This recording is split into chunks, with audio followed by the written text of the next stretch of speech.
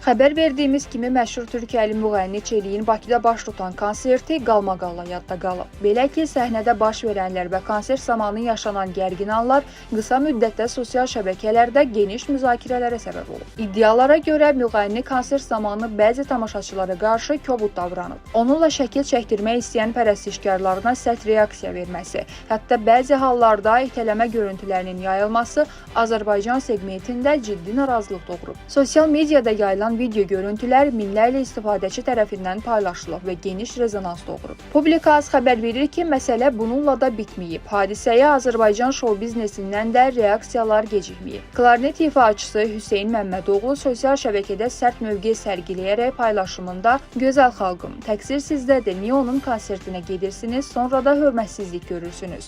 Çelik, insanlara sayğı göstər. Zaten mahnı oxumağın bərbaddır.